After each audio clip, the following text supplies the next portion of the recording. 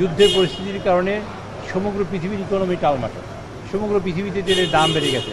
অথচ আমরা বাংলাদেশে এসে তেলের দাম ঠিক রাখার জন্য আপ্রাণ চেষ্টা করছে সরকার, এবং প্রায় 200 কোটি টাকা প্রতি মাসে ভর্তুকি দিয়ে প্রায় সেই কাজটা করার চেষ্টা করছে সরকার। এই বিষয়টা সংসদ সদস্যদের অবহিত করা, এবং এ ব্যাপারে সংসদ সদস্যের কাছে মাননীয় নেতা আমাদের বলেছেন যে সর্বত্রই আপনারা ভিজিলেন্ট হবেন, যাতে বাংলাদেশের মানুষ যেন এই বিষয়ে অত দৃষ্টি সম্পন্ন হয় এবং তারা যেন এই যেন তেলের দাম কোথাও না বাড়ে এবং এই প্রয়োজনীয় পদক্ষেপ নিতে পারে সব জায়গায়। জেলা প্রশাসক অন্যান্য প্রশাসনের সাথে সমন্বয় করে এই কাজটি যাতে করতে পারে, তার জন্য তিনি একটা মানে নির্দেশ দিয়েছেন যে যাতে কোনো রকম কোনো অসুবিধা না হয়। তার সাথে একই কথা বলেছেন 200-র বেশি সার্ভিস ও ফিচারে লেনদেনের সব বিকাশ অ্যাপে সম্ভব। আগামীকালকে ইনশাআল্লাহ যতক্ষণ সংসদ বসবে তখন আমাদের এই মাননীয় জ্বালানি মন্ত্রী তিনি ব্রিফ করবেন, 300 মিনিট তিনি বক্তব্য রাখবেন এবং সেখানে একটি কঠিন বার্তা তিনিই দেবেন। তবে আমি আপনাদের আগে বলছি এই যে বিষয়টা হলো তেল এখন হোর্ডিং হচ্ছে, যেখানে 30 লিটার তেল লাগেনি তো এখন সেখানে ট্যাঙ্কি ভরে 50 লিটার নেওয়ার চেষ্টা করছে। মোটরসাইকেলরা দেখা যায় একবার তেল নেওয়ার ক্ষেত্রে তেল নিচ্ছে আবার নিচ্ছে 3বার তেল নিচ্ছে, এরকম কিছু হচ্ছে। বিভিন্ন আপনারা জানেন পাশের দেশে তেলের দাম কম, আমাদের দাম কম, ওদের দাম বেশি, খুব সঙ্গত কারণে চোরাচালান হচ্ছে। চোরাচালান রোধের জন্য তিনি কঠোর ব্যবস্থা নেওয়ার জন্য হোম মিনিস্টারকে বলেছেন এবং তারপরে কঠোর ব্যবস্থা নেওয়া হবে।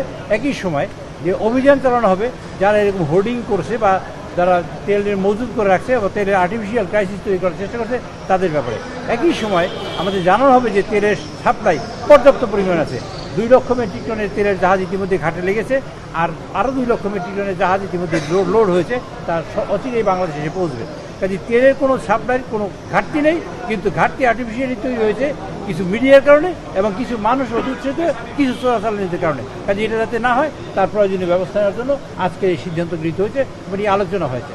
তৃতীয়ত আলোচনা হয়েছে যে আমাদের যোগাযোগ মন্ত্রী মহোদয় তিনি ওখানে বলেছেন যে আমাদের একটা দুঃখজনক ঘটনা, যেটা বাস দুর্ঘটনায় নিপতিত হয়েছে, একই সাথে ট্রেনে দুর্ঘটনা ঘটেছে।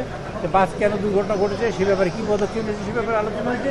ট্রেন দুর্ঘটনার ব্যাপারে ভবিষ্যতে যাতে এরকম না হয় তার জন্য কী করা হবে সে ব্যাপারে তিনি এই ব্যাপারে আলোচনা হয়েছে। এছাড়াও সংসদীয় কার্যক্রম এবং অন্যান্য অনেক বিষয়ে কথা হয়েছে। প্রধানমন্ত্রী মাননীয় সংসদ নেতা দিক নির্দেশনামূলক বক্তব্য রেখেছেন এবং আগামীকালকেও আমাদের এই আজকে অ্যাডজন হয়েছে, আগামীকালকে 1:30টার সময় আমরা আবার এই বিষয় নিয়ে বলবো এবং সংসদকে ব্রিফ করা হবে।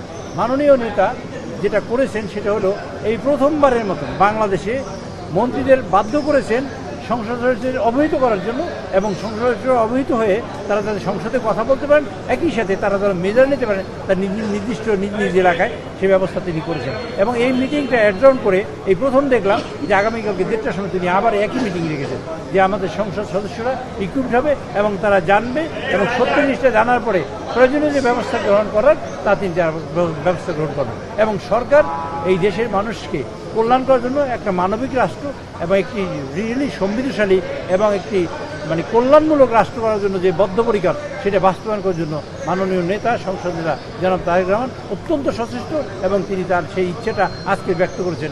আমরা বিশেষ করে সংসদ সদস্যবৃন্দ অত্যন্ত ধন্যবাদ এদের সাথে এটা গ্রহণ করেছি এবং তাকে সাধুবাদ জানিয়েছি। এবং তিনি আরও বলেছেন যে আগামী প্রতি মাসে একটি ব্রিফিংয়ের ব্যবস্থা করবে সংসদ সদস্যদের মধ্যে, যাতে আমাদের সরকার কেমন চলে, কীভাবে চলে এবং সরকার অ্যাকচুয়ালি কী করতে চায় সেই সংক্রান্ত বিষয়ে আলোচনা হবে প্রতি মাসে ইনশাআল্লাহ। 133টা অধ্যাদেশের বিষয়ে কোনো আলোচনা হয়েছে? 133টা অধ্যাদেশের বিষয়ে আজকে এই মুহূর্তে কোনো আলোচনা হয় নাই, কারণ এই আলোচনাটা আমরা 30 তারিখে করবো। আগামীকাল কী করবো মানে সংসদের শেষের পরেই কাজে এই বিষয়ে আলোচনা হবে এবং আমরা খুব দ্রুতবেগে কাজ করছি এবং সেটা 2 তারিখের আগেই আমরা চেষ্টা করবো একটা রিপোর্ট পেশ করতে এবং তার যেভাবে বিল আনতে হয় পরবর্তীতে আমরা সেভাবে বিল আনবো।